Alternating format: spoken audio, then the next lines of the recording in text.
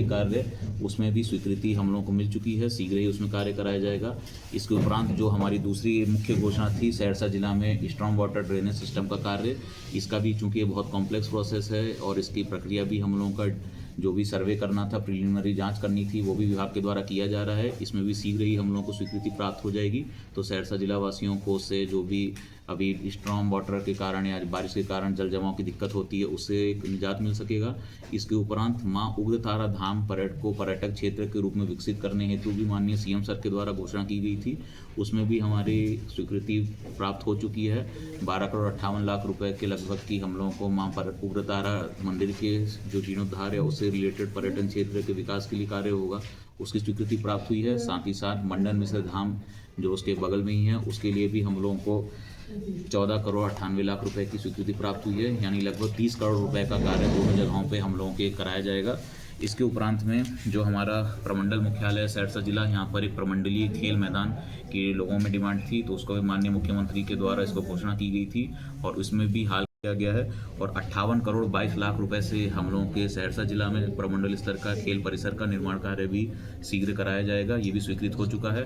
इसके अलावा जो हम लोग के शहर की एक बहुत ही पुरानी डिमांड थी, सहरसा बाजार में बंगाली बाजार ओवरब्रिज की डिमांड, उसके लिए भी रेलवे से भी हम लोगों को स्वीकृति प्राप्त हो चुकी है।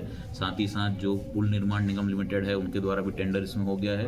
माननीय उच्च न्यायालय में भी जो सिंगल बेंच में जो भी दिक्कतें थी, वहाँ से बढ़कर के डबल बेंच में इस केस को लिया गया है और इसमें हल हो जाएगा ये केस। इसके उपरांत इसमें भी शीघ्र ही कार्य प्रारंभ हो जाएगा और लोगों को जो जाम की दिक्कतें हैं, इन सब से भी निजात मिलेगा।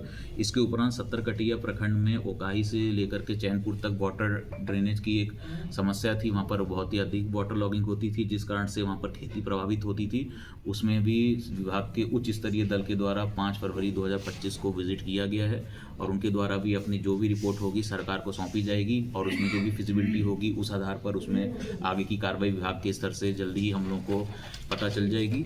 इसके उपरांत में जो सहरसा जिले में बनवा हेटरी और माननीय सीएम सर के द्वारा दिनांक 23/1/25 को की गई थी और ये भी हम लोगों का स्वीकृत होकर अब इसमें भी कंस्ट्रक्शन का कार्य शीघ्र ही चालू हो जाएगा, ताकि उस प्रखंड के जो भी हमारे लोग हैं उन सभी को दिक्कत नहीं हो। हमारे ऑफिसर्स भी एक ही स्थान पर सभी तरीके की सेवाएं उनको उपलब्ध कराने की स्थिति में हो। इसके अलावा जो सहरसा जिले में वर्तमान में हवाई अड्डा है, उसके चालू कराने के लिए केंद्र सरकार से अनुरोध पत्र भेजने का और उसमें जो भी अग्रेतर कार्रवाई करनी है उसके बारे में भी सीएम सर के द्वारा घोषणा की गई थी। इस विषय में आयुक्त महोदय कोसी प्रमंडल मेरे द्वारा एवं जिला के सभी सीनियर ऑफिसर्स के द्वारा भी विजिट किया गया।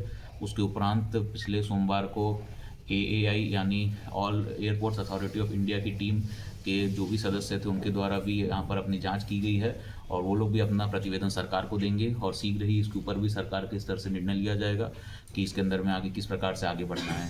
तो ये कुल 8 घोषणाएं माननीय सीएम सर के द्वारा सहरसा जिला के लिए की गई थी और ये बहुत अच्छी सौगात हमारे जिले को मिली है। इसके लिए सभी जिलावासी ये काफ़ी खुश हैं इससे और आसान्वित हैं और काफ़ी अच्छा इसका मैसेज भी गया है आम जनता तक।